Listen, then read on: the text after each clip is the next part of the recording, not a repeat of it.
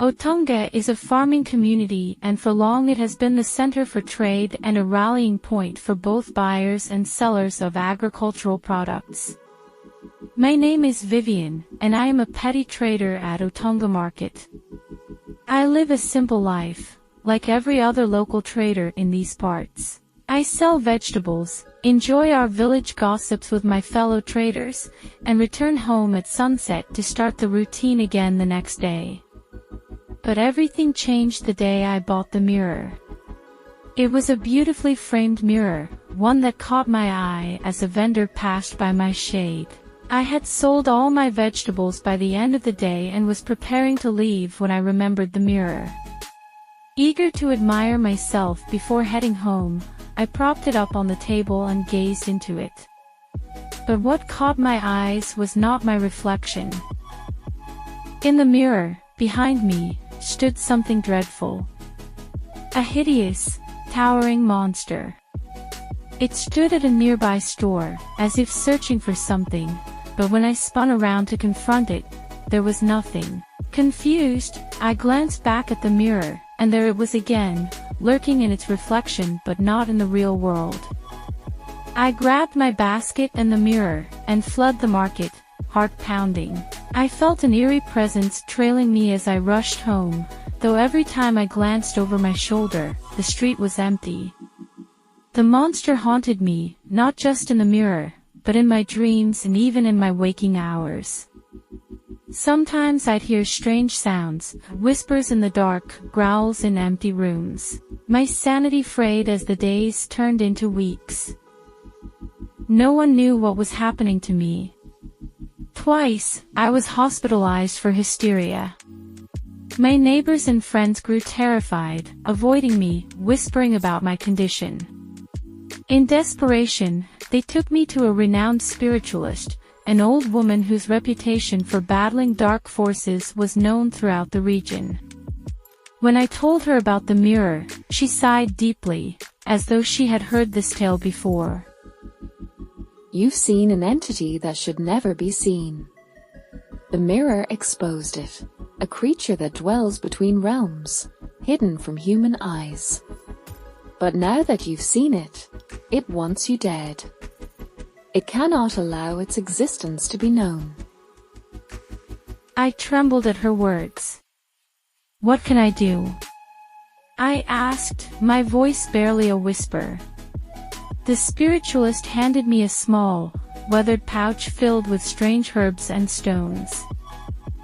To save your life, you must find the vendor who sold you the mirror.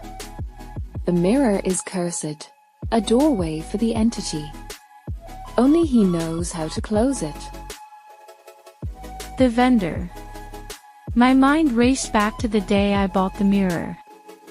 I had barely noticed his face, but I remembered the stall he had come from. I rushed back to the market, clutching the pouch, determined to end the nightmare. But when I reached the spot where the vendor had been, the stall was gone. The traders around claimed no such vendor existed, and that no one sold mirrors in that part of the market. Panic surged through me. Had the mirror appeared out of nowhere? Was it a trick of the entity itself? Desperate, I returned home, not knowing what else to do. That night, the monster came again, but this time the mirror grew into the size of a door and the monster stepped out of the mirror. It stood at the foot of my bed, its eyes burning with hatred. I thought it was over.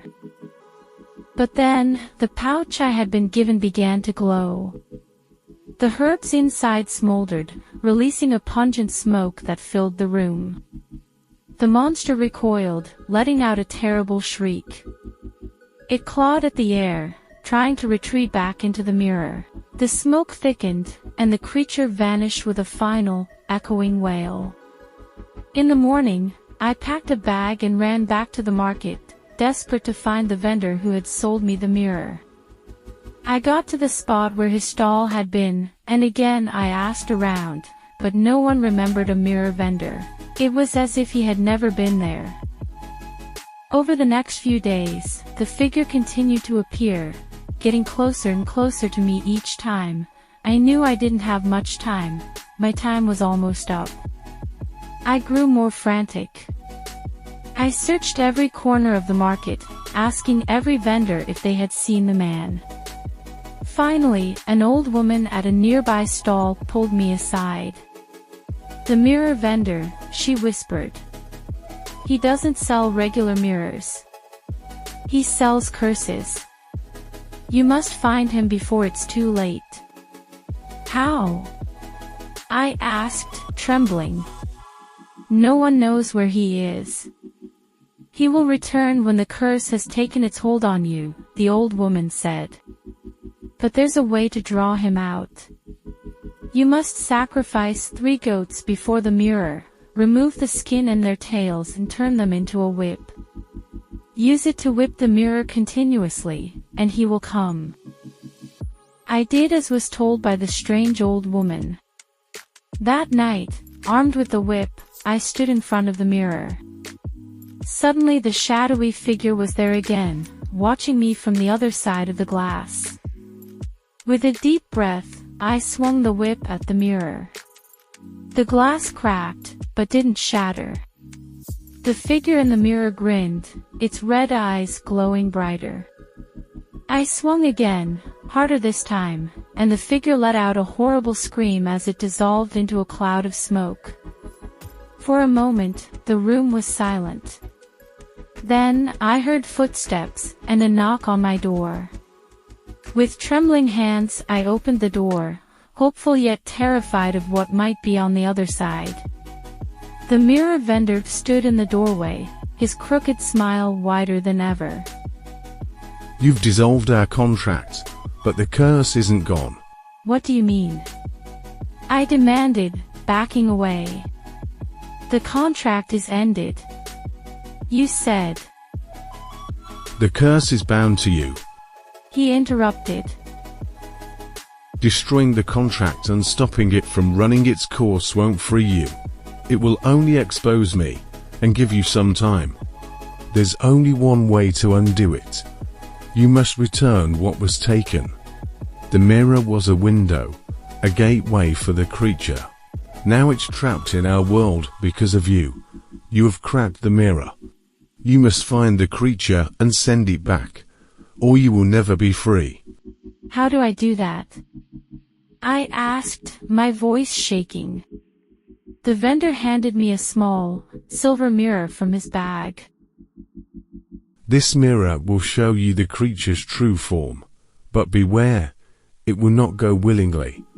I took the mirror, my mind racing. "And when I find it, what do I do?" I asked. The vendor's smile returned, but there was no warmth in it. "You'll know what to do." The next morning, I returned to the spiritualist, shaken but alive. She nodded when I gave her the small mirror and I told her what had happened. The contract is broken, but the entity is not gone. It will always lurk in the shadows of this world, seeking another doorway. Be cautious of what you see in reflections. Vivian. Not all things belong in our world. I will prepare you for the final battle. You must be courageous. The end will not come easy.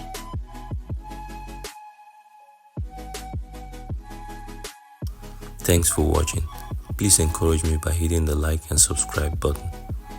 And don't forget to smash that notification bell, so you'll be the first to know when I drop something new. It will also be nice to hear from you on the comment section of this channel.